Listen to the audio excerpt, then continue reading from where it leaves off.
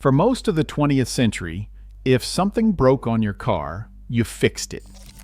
You opened the hood in your own driveway, pulled the bad part, drove to the local auto parts store, and bolted in a new one by dinner. Your neighbor could do it, your uncle could do it, a teenager with a socket set and a Chilton manual could do it.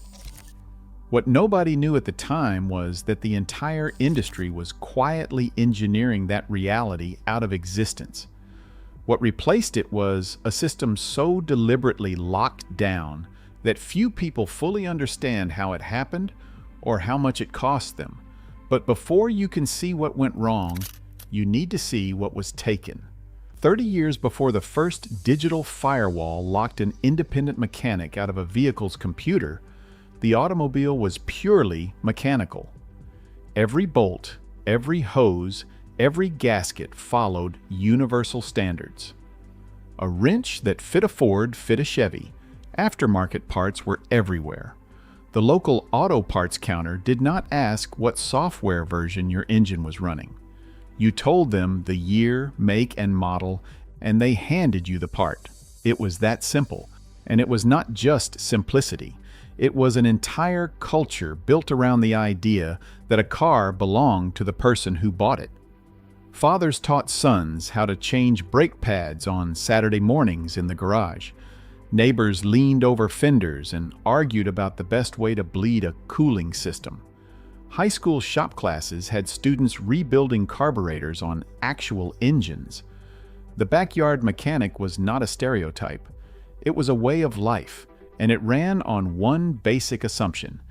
If you owned the car, you had every right to open it up and fix it yourself. The independent repair shop was the professional extension of that same idea. Small garages on the corner, usually family-run, handled roughly 70% of all post-warranty vehicle service in the country. That number held for decades. These shops kept over 289 million vehicles on the road, not because they had exclusive contracts with manufacturers, but because they were good at their jobs, cheaper than the dealership, and 5 minutes from your house. The independent mechanic was the backbone of car ownership in America, and a similar picture held across Europe, where independent workshops serviced a fleet of nearly 280 million vehicles and employed millions of people. Then in 1996, the federal government mandated a standardized diagnostic port on every vehicle sold in America. It was called OBD2, and it was created under the Clean Air Act to monitor emissions.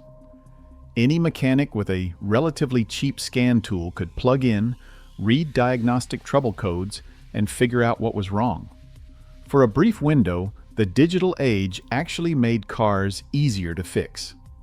That open access had an expiration date. By the late 2010s, manufacturers started placing cryptographic firewalls directly behind that same diagnostic port. The technology was called a secure gateway module. Fiat Chrysler, now Stellantis, pioneered it around 2018, and Mercedes-Benz, Volkswagen, and Nissan followed quickly. The gateway allowed a standard scan tool to read basic emissions data, but it aggressively blocked everything else, clearing a fault code after a brake job, calibrating a new driver assistance sensor, resetting an electronic service light. All of it required the mechanic's tool to connect to the internet, authenticate against the manufacturer's proprietary server, and hold a paid digital certificate. A company called AutoAuth emerged as the middleman, collecting registration fees on behalf of the automakers, just so an independent shop could perform routine maintenance. I mean, think about that for a second.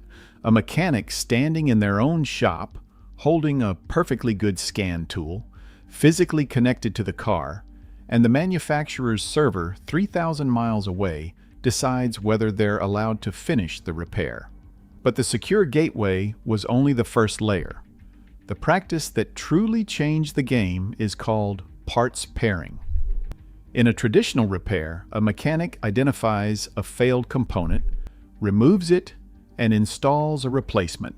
With parts pairing, the replacement part is cryptographically linked to the vehicle's unique identification number at the factory.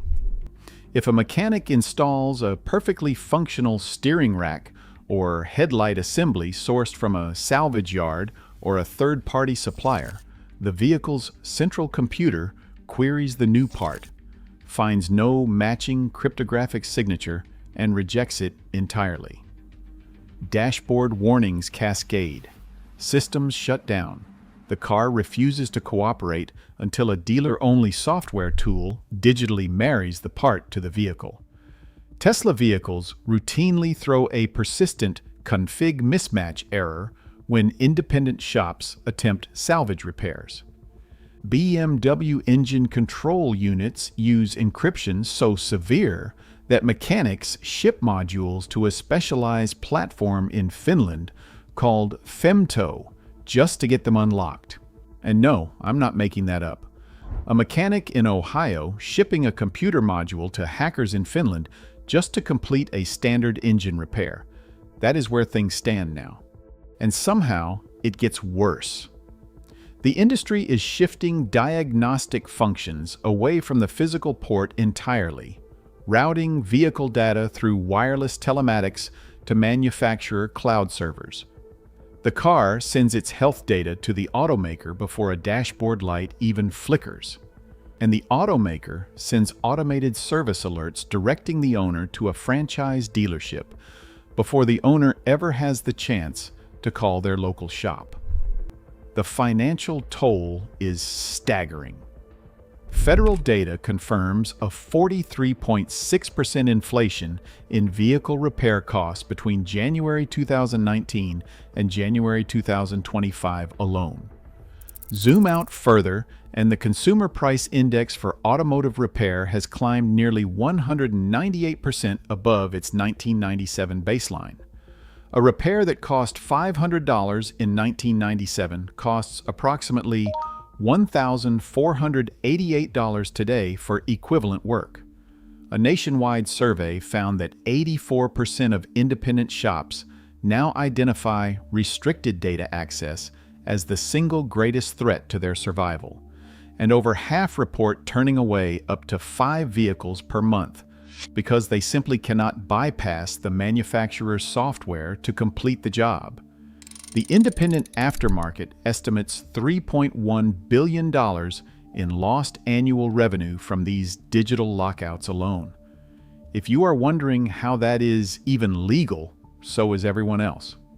In November 2020, Massachusetts voters approved an updated right to repair law by 75%, demanding that vehicles with telematics systems include an open access platform for owners and independent shops. The automakers sued immediately. The litigation dragged through federal court for years. The National Highway Traffic Safety Administration initially sided with the manufacturers, then reversed course after political backlash. A federal judge dismissed the automakers' claims in early 2025, but the manufacturers appealed again, and as of mid-2026, the First Circuit has urged both sides into mediation rather than issuing a ruling. The nation's most progressive repair law remains in legal limbo. Individual states stopped waiting. Oregon became the first state in the nation to ban parts pairing for digital equipment in early 2024. Colorado followed in 2026. Washington signed its own ban in May 2025. These laws initially targeted consumer electronics, but their statutory language covers digital electronic equipment broadly enough to set legal precedent for the automotive sector. Across the Atlantic, the European Court of Justice delivered an even more decisive blow. In a landmark 2023 ruling against Stellantis, the court declared that manufacturers cannot impose mandatory internet connections to proprietary servers, personal registration requirements, or paywalls as prerequisites for independent diagnostic access. The court rejected the automaker's cybersecurity defense outright. Germany's Federal Court of Justice denied Stellantis' appeal in September 2025, cementing the ruling across the entire European bloc. The European Union then went further, abolishing the design patent monopoly on visible replacement parts like body panels and headlights, a change expected to save consumers between €450 million and €720 million annually. In the United States, the Federal Repair Act sits stalled in Congress, slowed by manufacturer lobbying and non-binding industry pacts that consumer groups have called political theater. The October 2024 DMCA exemption that legalized circumventing digital locks for vehicle repair was a major breakthrough. But exemptions expire and must be renewed every 3 years. The real question is not whether people want the right to fix their own cars. 75% of Massachusetts voters already answered that.